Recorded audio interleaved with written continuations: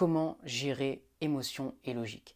Ces deux éléments, si tu arrives à bien les gérer, vont te permettre d'optimiser l'aspect mental. Et quand l'aspect mental est optimisé, eh bien, tu as de grandes chances de réussir tes projets, d'être performant. Dans cette vidéo, j'aimerais qu'on voit ensemble comment allier les deux. Si tu veux améliorer ton mental pour être plus performant, tu peux t'abonner à cette chaîne et activer la petite clochette pour ne rien louper. En fait, c'est intéressant d'utiliser les deux, à savoir logique et émotion. Parfois, la logique va vraiment être intéressante lorsque tu vas devoir être discipliné. Par exemple, tu sais maintenant ce que tu dois faire, il faut passer à l'action, il n'y a pas à tergiverser. Le côté rationnel, c'est celui sur lequel tu vas t'appuyer dans cet instant. Les émotions vont être utiles lorsque tu vas avoir différentes parties au niveau du mental qui vont être peut-être perturbées par une situation déstabilisante, une situation qui te met au défi.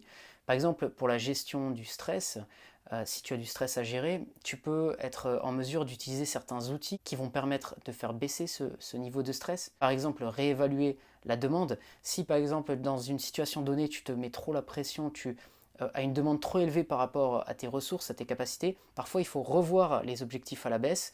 Des fois, on est trop branché objectif résultat et il vaut mieux repasser un objectif de maîtrise dans l'instant, maîtrise de ton activité, au lieu d'être vraiment dans le côté résultat et donc pression. Dans cet instant, c'est pas utile, il vaut mieux repartir sur un objectif de technique que tu vas maîtriser dans l'instant.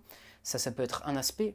Il y a d'autres aspects, ça peut être aussi le lâcher prise, apprendre à lâcher prise, apprendre à respirer comme il faut. Ça, c'est des outils qui vont te permettre de gérer ton stress.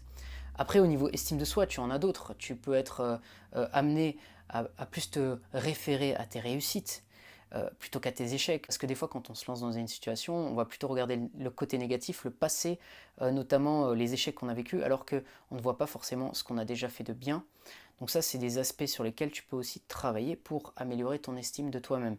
Donc il y a différents outils comme ça qui vont te permettre de te développer au niveau des émotions, mais parfois le côté rationnel va suffire. Il ne faut pas trop perdre son temps non plus à vouloir compliquer les choses. Des fois, le côté rationnel, le côté discipline, le côté logique, ça va être la clé pour te sortir d'une situation à problème, une situation où, par exemple, tu procrastines. C'est bien de garder un équilibre entre ces deux choses, logique et émotion, ne pas aller à fond vers l'émotion, ne pas aller à fond vers la logique, le rationnel. Il faut que tu puisses utiliser les deux parce que des fois tu vas avoir besoin de renforcer certains aspects comme la gestion du stress, l'énergie, etc. Donc si tu es capable de le faire dans l'instant, tu vas gagner, tu vas avoir encore plus de bénéfices que si tu t'appuies 100% à 100% sur la logique. Donc c'est vraiment quelque chose que tu peux gagner en plus si tu joues sur le côté émotionnel aussi. Donc voilà pour cette vidéo, j'espère qu'elle va t'aider. En tout cas, si c'est le cas, tu peux mettre un j'aime, tu peux t'abonner à cette chaîne. Et si tu veux faire du coaching, on peut voir ça ensemble. Il y a mes infos dans la description. En termes de préparation mentale, on peut te permettre d'aller beaucoup plus loin. Voilà pour aujourd'hui, je te dis à bientôt pour une prochaine vidéo.